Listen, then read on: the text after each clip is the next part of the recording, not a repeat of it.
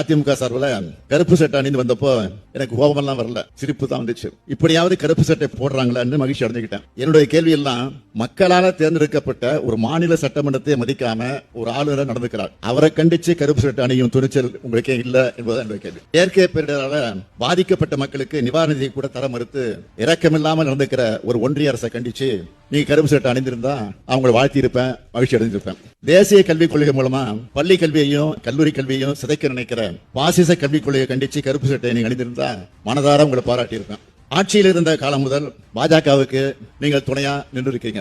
இருட்டு அரசியல் நடத்துறவங்களுக்கு கருப்பு சட்டை அணிய எந்த தார்மீக உரிமை இல்லை. ஒன்றிய அரசானது தமிழ்நாடு அரசை தொடர்ந்து புறக்கணித்தும் வஞ்சித்தும் வருது. தமிழ்நாடு அரசு செயல்படுத்தி வரக்கூடிய பல்வேறு திட்டங்களுக்கு ஒன்றிய அரசானது மாநில அரசோட கொள்கைகளுக்கு எதிரான நிபந்தனைகளை விதிச்சு அரசு திட்டங்களை செயல்படுத்துறதுல சிரமங்களை உண்டாக்குறது மட்டும் இல்லாம அந்த திட்டங்களை முடங்குகிற சூழ்நிலையும் உருவாக்கி வச்சிருக்கு. ஒருங்கிணைந்த கல்வி இயக்கத்தின் கீழ் ஒன்றிய அரசிலிருந்து வர வேண்டிய 2152 கோடி ரூபாய் இன்னும் நிலுவையில் இருக்கு. தேசிய உயர்கல்வி இயக்கத்தின் கீழ் செயல்படுத்தப்படுகிற திட்டங்களையும் தேசிய கல்விக் கொள்கையை ஒன்றிய அரசு திணிக்கிறதுனால இந்த திட்டங்களும் இப்ப முடங்குற நிலை ஏற்பட்டிருக்கு. பெஞ்சல் புயல் ஏற்படுத்தி உள்ள பேரிடர்களை குறிப்பிட்டு தற்காலிக மற்றும் நிரந்தர நிவாரணம் மற்றும் மீட்பு பணிகளுக்கு 6675 கோடி ரூபாய் தேவைப்படும் மதிப்பீடுகள் செய்யப்பட்டு நிதி விடுவிப்பு கோரிக்கை ஒன்றிய அரசுக்கு அனுப்பினோம். ஆனா இதுவரை எந்த ஒரு நிதியும் ஒன்றிய அரசு விடுவிக்கல. ஒன்றிய அரசு வீடுதோறும் குடிநீர் என்ற திட்டத்தை வச்சிருக்கு. இந்த திட்டத்தின் கீழ் வழங்க வேண்டிய 4142 கோடி ரூபாயில 732 கோடி ரூபாயை மட்டும்தான் வழங்கியிருக்காங்க. நாம தான் நம்ம நிதியை கொடுத்து இந்த திட்டத்தை செயல்படுத்திட்டு வரோம்.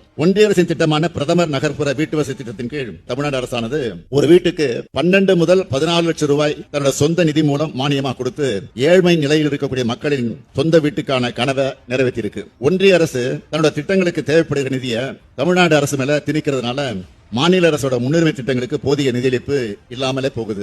இப்ப நான் சொன்னதில் இருந்த தமிழ்நாட்டினுடைய நிதிநிலையை நீங்க புரிஞ்சுக்கலாம். இத்தனைக்கும் இடையில தான் எல்லாத்தையும் சமாளிச்சு மக்கள் நல திட்டங்களை நிறைவேற்றிட்டு வரோம்.